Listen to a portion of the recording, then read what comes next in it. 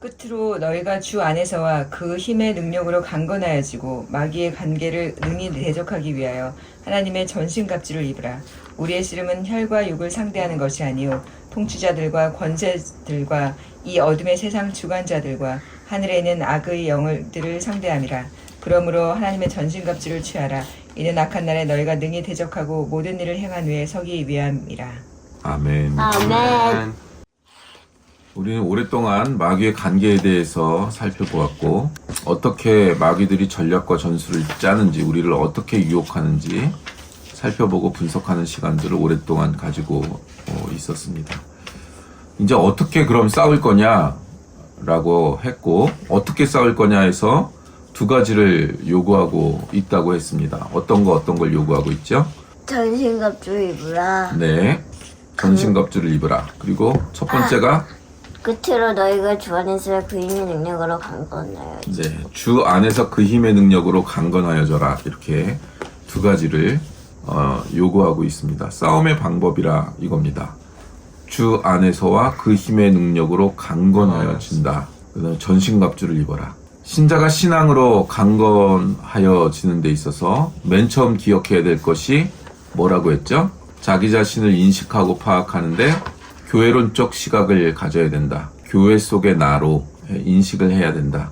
자기의 문제가 자기 하나만의 문제가 아니라는 시각을 가져야 됩니다. 우리는 모두 연합전선을 펴고 있습니다. 이 중에서 한 명이라도 하나님한테 마음을 돌리고 마음을 닫고 하나님을 미워하고 하나님을 사랑하는 가족들을 미워하고 그러면요 정말 고통스럽습니다. 한 사람이 마귀한테 싹 사로잡혀서 이 세상에 주는 달콤한 것들, 우월감들 이런 것들을 향해 나가요. 그러기 시작하면은 한 공동체가 우리는 작으니까 그냥 완전 붕괴됩니다. 한 사람 한 사람이 교회 속의 나로 내가 좀 못나도 요 교회 안에 있으면 함께 성장해가는 어떤 흐름 속에는 있을 수 있어요. 물론 신앙은 개인이 하는 것이지만 같이 소속된 공동체의 어떤 방향을 쫓아가게 되어 있고 나 하나쯤이야 하는 생각을 가지고 있다면 그 사람을 통하여 마귀가 들어옵니다. 그래서 나머지 성도들을 다 공격하게 되어 있고 결국 그 교회가 깨지게 되어 있어요.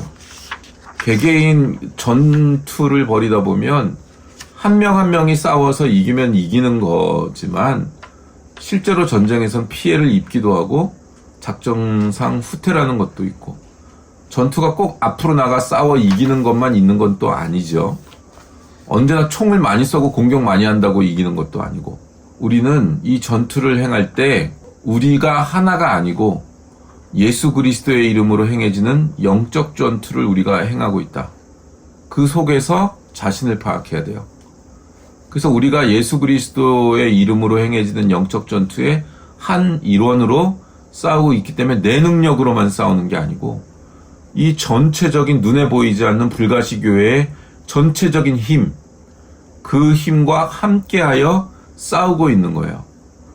대장 되신 예수 그리스도가 머리 되어서 앞으로 이끌고 나가시고 딱 그 앞에 서 계시고 그래서 우리가 거룩하게 신앙생활을 한다는 게 내가 순결하고 내가 나쁜 짓을 안 했고 내가 의롭다라는 것이 증명되는 것으로서 우리가 이 영적 전투를 하고 신앙생활을 하고 있는 것이기보다 예수 그리스도가 존귀케 되고 영광스럽게 드러나는 전투를 하도록 되어 있다고.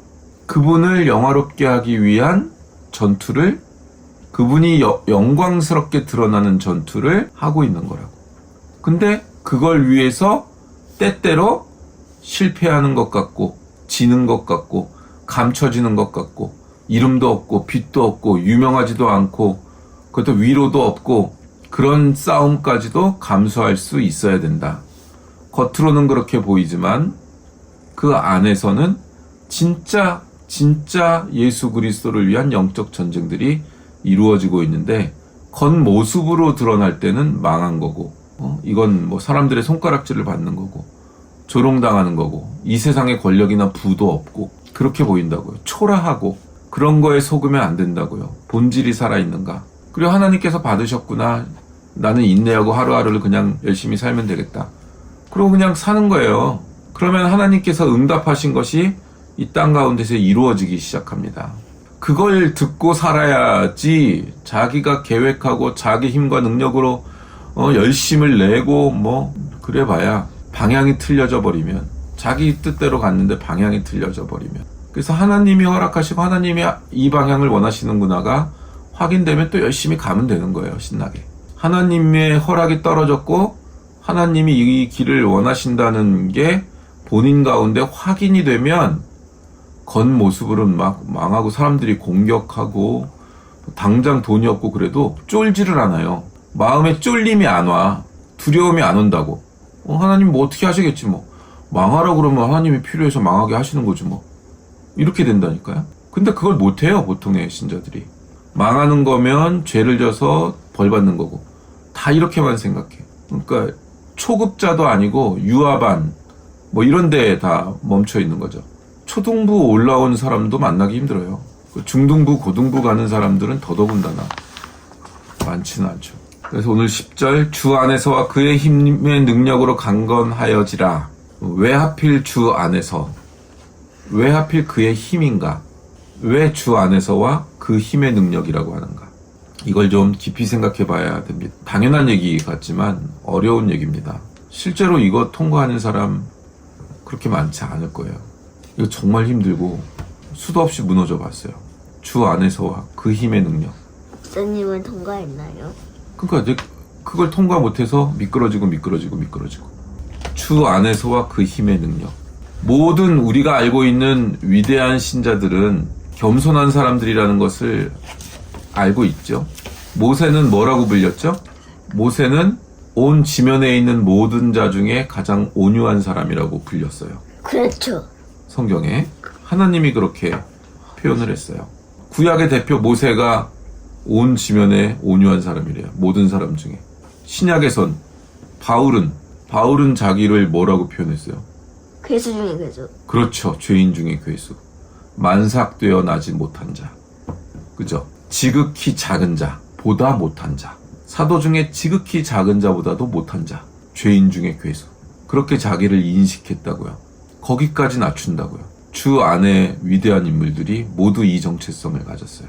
그러니까 이게 비밀이에요. 우리가 말하는 여기서 힘의 능력이라는, 주 안에서와 힘의 능력이란 우리가 생각하는 파워풀한 슈퍼 히어로, 굴지의 의지를 가진 어떤 것도 뚫고 나가는 그런 걸 의미하지 않아요. 모든 신앙의 사람들이 이 과정을 거칩니다. 이게 전제 조건인 거예요. 이게 겸손이라 그러면 우리는 겸양을 떠는 거, 제가 뭘요. 이렇게 되는 걸 뜻한다고 생각을 자꾸 해요. 요즘은 안 그런데 옛날에는요, 국회의원 선거 유세를 하면 제가 어느 대학을 어떻게 가난한 중에 해서 수석 입학을 하고 유학을 갔다 오고 어떤 일들을 해냈습니다. 이러면 안 뽑아줬어요, 우리나라 사람들은. 유교주의가 강력한 나라기 때문에 젠체하는 거를 수준 떨어지는 인간이라고 생각해. 겸양을 떨어야 되는 거예요. 그래서 은근히 자랑해야지 대놓고 자랑하면은 이걸 못해. 안 뽑아줬어. 사회 분위기가 그랬어. 근데 요즘은 그냥 막 자기가 안 한 것도 했다고 그러고, 그런 걸 겸손이라고 하지 않아요. 그런 식의 겸양을 떠는 걸 겸손이라고 하지 않습니다. 성경이 말하는 겸손은 주 안에서와 그 힘의 능력. 그래서 주 안에서 예수 그리스도의 사랑과 그 힘의 능력을 경험한 사람은 나는 약하구나. 내가 할 수 있는 게 아무것도 없구나. 내가 실력이 있고 이 세상에선 그래도 좀 잘났고 내가 그래도 게으르지 않고 열심히 사고 미친 듯이 사는 사람인데 그걸로 되는 게 없구나. 실제로는 하나님이 허락하셔서 되는 거구나. 주 안에서 자기 자신의 약함을 발견하고 내가 긍휼과 하나님의 사랑을 덧입지 않으면, 그걸 받지 않으면 아무것도 아닌 존재구나. 이걸 깨달아 안 사람들을 말하는 거예요.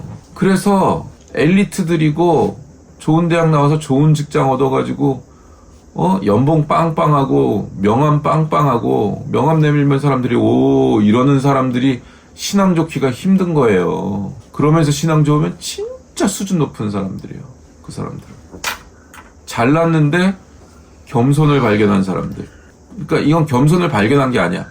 자기의 위치를 파악한 사람들이야. 객관적으로. 그러면 자연스럽게 겸손해져요. 겸손을 하려고 그러는 게 아니라 자기 위치가 진짜 그래. 자기가 할 수가 없어. 주님이 도와주시지 않으면 죽어요. 이걸 분명히 깨달아 안 사람들이야. 내가 아무리 열심히 하고 아무리 능력을 다하여 했다고 일이 이루어지지 않는다는 걸 안다고요. 어떤 걸 이룰 수 없고 열매를 거둘 수 없고 그 어떤 것도 되는 게 아니라는 걸 안다고요. 자기의 실력으로는. 자기가 열심히 하는 건 너무나 기본. 그러나 그것이 열매 맺는 건 주님의 은혜. 그거 아니고선 이 악한 세상에서 절대 어떤 성취도 할 수 없고 어떤 열매도 거둘 수 없다는 걸 깨달아 아는 것. 그게 영적인 비밀의 출발이에요. 출발. 그게 출발이라고. 근데 그 출발 자체가 안 된 사람들이 너무 많아. 정화수 떠놓고 빌듯이 기도해가지고 자녀 좋은 대학 가고 뭐 사업 좀 잘 되면 자기가 열심히 기도했더니 하나님이 이루어주셨다. 그리고 끝. 거기서. 갓난 애기한테 이유식 준 거 가지고 자기는 다 컸대. 이러면 됐지 뭐. 내가 뭐 부족한 것도 없고. 이러고 잘 살다 천국까지 가면 되지. 이 땅에서 행복하게 살다 천국까지 가면 되지. 그게 모든 로망이야. 신앙인의. 그리고 끝. 그럼 애기에서 안 크겠다는 거잖아요. 그건. 자기가 약하다는 걸 인식하지 못하면 주님한테 요구를 해야 하고 주님께 간구를 해야 된다는 것을, 주님의 힘을 내가 구해야만 된다는 것을, 내가 거지가 구걸하듯이 주님께 구걸해야 되는 존재라는 걸 모른다고요. 교육 수준이 높고 자기가 심지어 착해. 죄도 잘 안 짓고 살았어. 근면성실하고 누가 봐도 박수치는 사람이었어. 그러면 주님의 힘을 구하진 않아요. 주님 그냥 함께 해주세요. 그리고 지가 다 해. 거기에는 어떤 의의도 없고 하나님이 원하시는 그 어떤 것도 없습니다. 그건. 근데 그거 파악을 못하고 그걸 알려주면 뭐 화를 냅니다. 불신자들이 죄를 많이 져요? 신자들이 죄를 많이 져요? 신자. 그럼 왜 신자가 죄를 많이 져요? 우리가 아는 죄의 개념으로는 불신자들이 많이 짓겠죠. 우리가 아는 죄의 개념에서는. 근데 또 신자들도 굉장히 죄를 불신자들만큼 많이 져요. 왜 그래요? 거룩하게 됐고 죄 씻음을 받았다며. 죄를 짓지 않고 살라고 예수님이 그러셨는데 우리는 왜 죄를 많이 져요? 전체예요. 신자가 되는 순간 사단이 공격하기 시작해요. 무너뜨리려고. 그 죄를 지을 수많은 것들을 갖다, 네가 이 죄를 짓지 않으면 살아남을 수 없어. 이 세상에서 승리할 수 없고 사람들한테 자랑할 만한 인생을 살 수 없어. 그 수도 없이 많은 공격을 해요. 더 불신자들한테는 특별히 공격을 더 많이 할 필요도 없어요. 그 속에서 살고 그 속에서 뭐 모두 다 그렇게 사니까 그 죄라고 여기지도 않고 그러고 사니까. 그러니까 이거는 용어를 어떻게 정의하느냐에 따라서 좀 달라요. 그런데도 불구하고 불신자가 더 죄를 많이 짓는 거예요.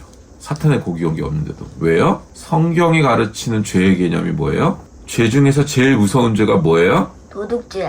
사람 죽이는 거. 하나님을 세워지는 거. 네? 네.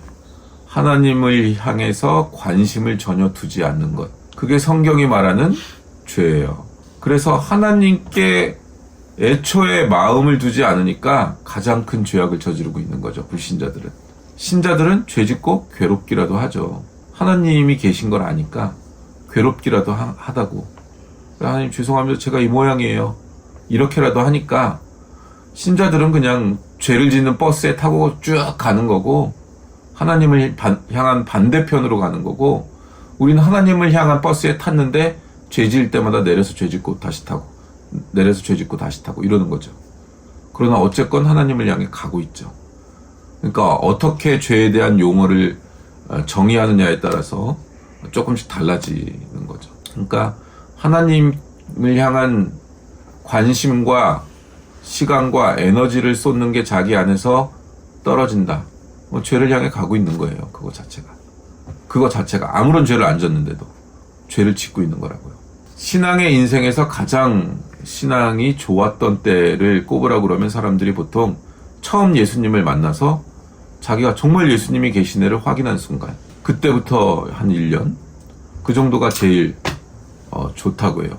가슴이 벅차오르고 목숨을 걸겠다 그러고 주님을 위해 살겠다 그러고 모든 걸 인내하겠다 참겠다 십자가를 지고 내가 살겠다 각오를 하고 그런 감정이 복돋아 오르고 자기가 모든 걸 포기하고 주님께 온전히 다 헌신하고 그런 식의 순간에는 신앙생활 오래 한 교회 어른들, 장로들, 권사들 좀 우스워 보이기까지 해요. 저 양반들은 늙어서 저래. 저렇게 살면 신앙생활 하는 건가? 이 뜨거워야지. 그런 입장에서 보면 자기는 끝도 없이 순결하게 살 것 같고 신앙에 실패도 안 할 것 같고 교회도 실패할 일이 없어 보이고 근데 시간이 오래 지나면 그렇게 간단하지 않다는 걸 배우게 됩니다. 실제로 자기 일상을 살면서 신앙생활을 하면 그게 아니라는 걸 알게 돼요. 술에 물 탄 듯 물에 물 탄 듯 그렇게 신앙생활하는 것처럼 보이던 게 저게 뭔가 이유가 있구나. 인간이 그렇게 간단하고 신앙이 그렇게 단순하지 않구나.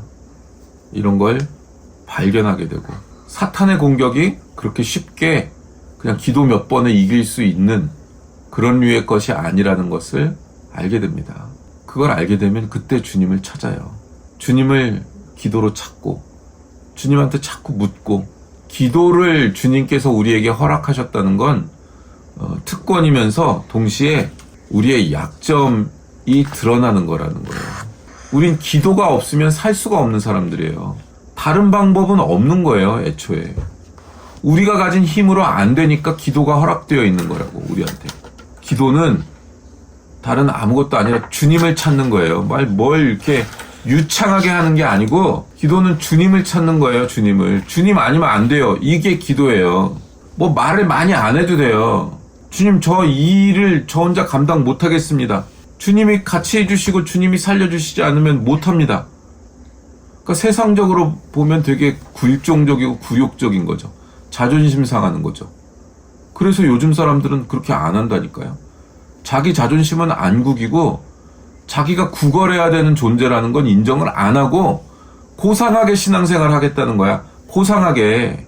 내 감정을 좀 고상하게 유지시켜주는 그렇게 신앙생활을 하게 해달라는 거야. 그거 안 하면 안 하겠다는 거야.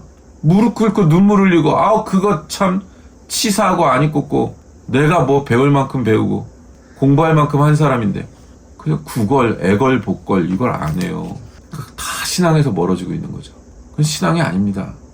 자기 존재론에 대한 파악조차 안 된 거예요.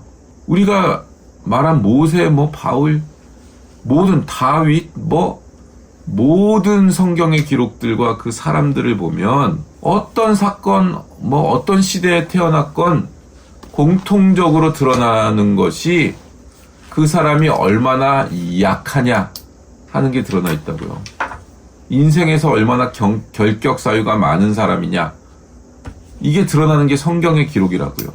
유다의 며느리 다말 사건, 롯과 그 두 딸 사건 이런 거 다 드러낸다고요. 성경은. 우리는 TV에 나오는 극악한 범죄자들을 보면 어떻게 인간이 저래 그러죠. 우리가 다 그 인간이라고.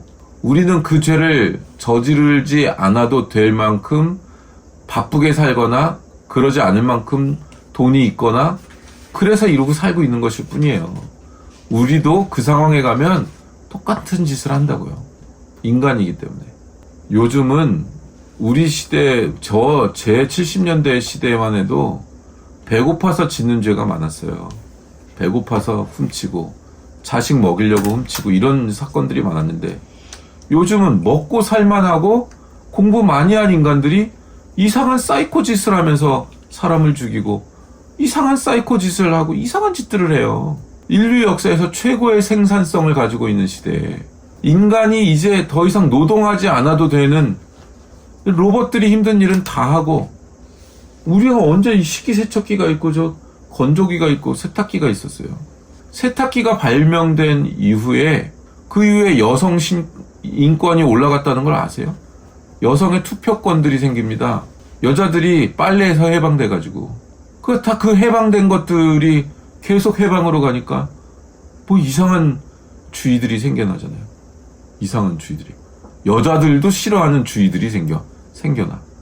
여자들도 싫어해. 그러니까 인간은 가장 좋은 환경에서 타락하는 거예요. 누가 증명해요, 그걸? 대표적으로 성경의 인물이 아담과 하와. 그렇죠. 완벽한 상황에서 하나님과 완전히 대화하고 교류하며 부족한 것이 전혀 없는 완전히 욕구와 욕망이 충족된 상태에 있는데도 죄를 저질러요. 그게 인간이라고요. 사탄 앞에 이길 인간은 없는 거예요. 그래서 우리가 대적해야 되는 상대가 누군가, 사탄이 어느 정도인가 수준이, 그리고 나는 누구인가를 인식하는 것. 나는 주님이, 성령님이 보호 안 하시면 사탄한테 횟가닥 넘어가가지고 벌써 저쪽 길로 갔구나. 그걸 아는 것, 주 안에서와 그 힘의 능력으로 강건하여진다가 필수 조건인 거예요, 신앙인의. 자기 자신이 도저히 안 되는 인간이라는 그 부족감, 결핍, 그게 필수적인 전제 조건이라는 거예요. 그게 주님을 찾게 만드는 거라고요. 성경에 우리 마태복음 팔복할 때 복 있는 사람은 시편 1편, 복 있는 사람은 뭐죠? 최기빈? 시편 1편. 복 있는 사람은 악인들의 꾀를 따르지 아니하며 죄인들의 길에 서지 아니하며 오만한 자들의 자리에 앉지 아니하고. 제일 중요한 걸 해야죠. 하나님의 말씀을 주야로 묵상하는 자로다. 이걸 신학적으로, 신약에서는 뭐라 그래요? 복 있는 사람은 팔복, 심령이 가난한 자래요. 심령이 가난하다는 것은 처절하게 무너져 내린 사람이라는 거예요. 무너져 내렸다고. 자기 자신에 대해서 자기가 무능하고 부패하고 죄밖에 저지를 줄 모르고 그 절망감을 속속들이 인식하고 무너져 내린 사람을 심령이 가난한 사람이라고 한다고. 그 다음 뭐예요? 애통하는 자. 심령이 가난하다. 애통하다. 구걸해야 된다고, 구걸. 도와주세요 해야 된다고. 그 사람만이 힘을 얻는데요. 드디어 이 힘을 주 안에서와 그 힘의 능력으로 강건하여지라.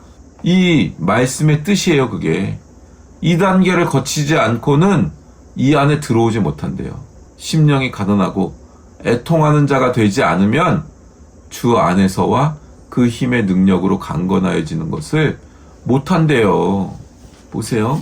아빠 어렸을 때, 아마 예영이 나이보다도 더 어렸을 때인 것 같은데, 너희들의 할아버지, 아빠의 아빠가 목회하던 교회에서 부흥사를 불러서 귀신을 쫓아내고 여러 가지 은사 집회를 했었는데 귀신을 쫓아내더라고.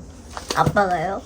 아니, 부흥사가 와서 어떤 아줌마였는데 아주 눈이 큰 동그란 아줌마인데 아직도 그 장면이 생생히 기억나는데 눕혀놓고 머리에 안수를 하니까 개거품을 갑자기 멀쩡하던 아줌마가 개거품을 물더니 눈알이 돌아가면서 이상한 귀신 소리를 내다가 귀신이 나갔어요. 그럼 보통 성도들이 어떻게 해요? 와! 처음엔 하나님께 찬양을 하다가 바로 그 부흥사 쫓아가요. 이게 보통 성도들의 일반적인 반응이라고. 귀신을 예수 그리스도의 이름으로 쫓아냈는데 부흥사가 주목을 받아. 이러면 그 성도들이나 부흥사나 모두 위험한 거예요. 주님의 영광이 드러나야 되는데 인간이 초점을 받아. 근데 왜 귀신을 쫓아낼 때는, 보세요, 귀신을 의사가 쫓아낼 수 있어요? 귀신을 힘으로 쫓아낼 수 있어요? 인간의 물리력으로? 못 쫓아내요. 그럼 지식으로 쫓아낼 수 있어요? 귀신 들린 사람이 있는 이유는 뭐예요, 그러면? 너희들의 지식, 너희들의 물리적인 힘, 너희들의 돈, 너희들의 권력으로 이 문제를 해결할 수 있느냐? 그걸 위해 귀신 들린 자는 아직도 있는 거예요. 너희들 힘과 능력으로 되지 않는다고. 그래서 우리는 내 생각, 내 힘으로 나의 양식을 삼지 않고 주님의 명령과 뜻으로 나의 힘과 근거와 양식을 삼아야 됩니다. 주님의 명령과 뜻으로. 이게 뭔지를 구체적으로 알아나가는 훈련을 해야 돼요. 그것이 주 안에서와 그의 힘의 능력으로 강건하여지는 것들입니다. 이 일을 인식 못했던 사람들이 바리새인이야. 그냥 종교 생활하는 거야. 형식적으로 지금 앉아있는 거야. 바리새인들, 유대인들 대부분. 예수님이 뭐라고 꾸짖어요, 그들을? 독사의 자식들아, 그러면서 건강한 자에게는 의원이 있을 데 없다. 환자들에게, 병자들에게 의사가 필요하다. 자기 자신이 불쌍하고 애통한 자들이라는 걸 인식하고 의원을 찾은 자들에게 필요한 거예요. 의사는. 본인이 혼자 책임지려고 하면 그냥 병들고 끝나는 거예요. 우리는 모두 주 안에서 그 힘의 능력으로 강건하여지기를 원하는 사람들입니다. 어떤 단계를 거치며 어떤 모습으로 결과를 얻을 거라고 생각해요? 막 기도하면 하나님이 지혜를 내려주시고 막 승리하고 이런 모습일 것 같죠. 대표적인 예로 고린도후서 12장 7절을 보겠습니다. 심령이 가난한 자들이 어떻게 되는지를 확인해봐요. 어떤 모습인가. 이 일이 우리 가운데 일어나면 하나님의 뜻이 이루어지고 있는 것이라는 것을 알아야 돼요. 12장 7절 고린도후서 여러 계시를 받은 것이 지극히 크므로 너무 자만하지 않게 하시려고 내 육체에 가시 곧 사탄의 사자를 주셨으니 이는 나를 쳐서 너무 자만하지 않게 하려 하시니라. 이것이 내게서 떠나가게 하기 위하여 내가 3번 주께 간구하였더니 나에게 이르시기를 내 은혜가 내게 족하도다. 이는 내 능력이 약한 데서 온전하여짐이라 하신지라. 그러므로 도리어 크게 기뻐함으로 나의 여러 약한 것들에 대하여 자랑하리니 이는 그리스도의 능력이 내게 머물게 하려 함이라. 그러므로 내가 그리스도를 위하여 약한 것들과 능욕과 궁핍과 박해와 곤고를 기뻐하노니 이는 내가 약한 그때에 강함이라. 사도 바울에게 사탄의 가시가 있었대요. 하나님이 쓰는 종인데 사탄이 박아놓은 가시가 있었대요. 그래서 3번이나 이 가시를 빼주십시오 라고 간구를 드렸는데 하나님의 대답이 뭐예요? 너가 너 된 것은 약할 때 되는 거야. 약할 때 되는 거야. 이 사탄의 가시가 뭔지 정확히 몰라요. 사람마다 주장이 다르는데 어떤 학자들은 간질이라고 봐요. 사도 바울은 자기 자신에 대해서 뭐라고 표현해요? 자기 자신은 생긴 것도 볼품이 없고 말도 어눌해서 설교만 하면 유두고는 떨어져 죽었잖아. 설교 듣다가 죽었다 깨어났지만은 말도 어눌하고 생긴 것도 볼품이 없어. 근데 하나님의 종으로 세웠어. 이 사람이 잘하는 건 지식이 많으니까 공부한 사람이야. 공부한 사람. 글을 많이 남겼어. 그래서 글을 많이 남기니까 지금 우리가 여태 사도 바울을 읽고 있잖아요. 베드로서는 뭐 이렇게 얇잖아. 몇 장 안 되잖아. 다른 사도들 몇 장 안 되잖아. 1-2장씩밖에 안 되잖아. 넘기다 보면 사도 바울은 어마어마해. 13장이 아니라 13권의 신약 성경을 남긴다고요. 왜요? 이 사람이 볼품이 없었어. 말도 못했었어. 강연도 못했다고.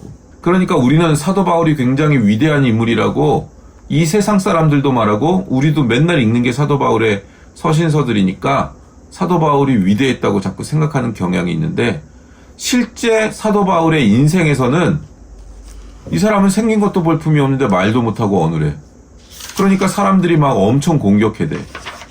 엄청나게 고생한 사람이야. 40에 감암매를 몇 번을 맞고 태장을 몇 번을 맞고 배가 침몰하고 이런 일들만 겪은 사람이라고 이 사람이.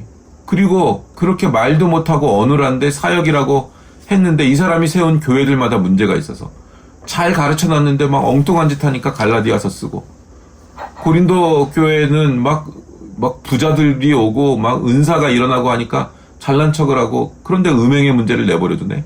니들은 왜 음행하냐? 그것들이 어떻게 해서 하나님이 원하시지 않는 건지를 아주 깊이 있게 이 사람이 글로 썼다고. 글로. 그래서 우리에게 지금까지 남겨진 거야. 그러나 사도 바울의 실제 인생은 정말 고생은 고생대로 하면서 사람들이 인정도 안 하면서 본인이 세운 교회들은 다 문제가 생겨서 갈라지고 싸우고 문제가 생기고 실패한 사람이야. 이 사람은 그의 인생에서 실패한 사람이라고. 아마 베드로, 야고보, 요한 이런 사도들이 그 시대에는 엄청나게 사람들의 인정을 받고 사람들의 각광을 받는 사역을 했을 거라고. 근데 그 사람들은 설교해도 사람들이 인정을 하고 설교해도 사람들이 설득이 되고 그러니까 사역이 굉장히 커졌을 거라고. 그러니까 그 사람들을 글로 남길 필요가 없어. 그 사람들은. 이 사람은 자기가 세운 교회들이 다 문제가 생기니까 글을 써서 편지를 보낼 수밖에 없어. 그것들이 원리적으로 어떻게 틀려 있으며 하나님이 이런 것 때문에 이렇게 말씀하셔서 그렇게 가르쳤는데 너희들이 어떻게 그럴 수 있느냐. 이런 글을 남길 수밖에 없어. 그래서 지금 후세대에 이 글이 남아있는 거예요. 이 말씀이. 그 자신의 인생은 실패라고, 실패자라고, 다른 사역자들과 비교했을 때.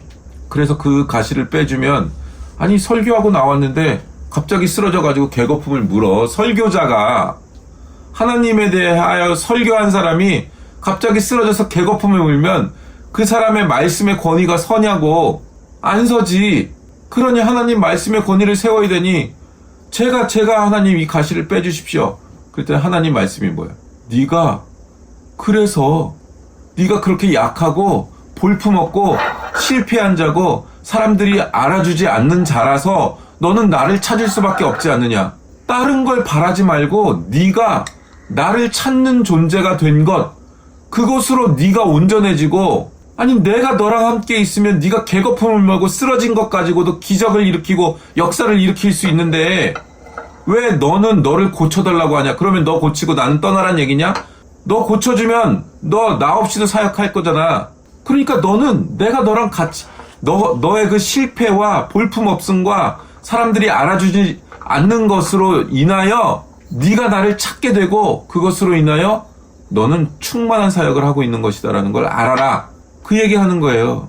이걸 하기 위하여 하나님이 우리를 훈련시킨다고요. 자존심이 상해요. 제가 이런 사람이 아닌데 무시받아요. 우린 다 거기서 끝나죠. 거기서. 예수 그리스도와 십자가를 포기하지 않고 통과하지 않고 하나님을 믿는다는 것이 있을 수 없듯이 자기 부인과 자기 포기와 예수님만을 소유하고 주님만을 찾는 자세 없이 능력이나 지혜나 열심히 하는 어떤 일도 다 무의미하고 옳지 않습니다. 이거에 대해 아주 분명해야 됩니다. 그때 많은 사람이 나더러 이르러 주여 주여 우리가 주의 이름으로 선지자 노릇하며 주의 이름으로 귀신을 쫓아내며 주의 이름으로 많은 권능을 행치 아니하였나이까 하리니 내가 그때 밝히 저들에게 말하되 내가 너희를 도무지 알지 못하노니 불법을 행하는 자들아 내게서 떠나가라 하리라. 이걸 잊지 말아야 돼요.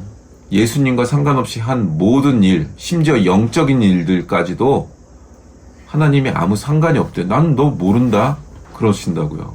그래서 우리는 우리 인생의 에너지를 더 많이 주님을 찾고 1분, 1초, 1시간, 하루, 한 사건, 모든 사건, 아주 평범한 일들 속에서도 주님을 잠시도 놓지 않는 사람들로 훈련되고 성장해 가야 되는 것입니다. 이 일이 우리 참빛진리가정교회 가운데 모든 성도님들 가운데 있게 되시기를 주님의 이름으로 축원합니다. 아멘. 네, 말씀을 붙들고 우리 기도하며 나가도록 하겠습니다.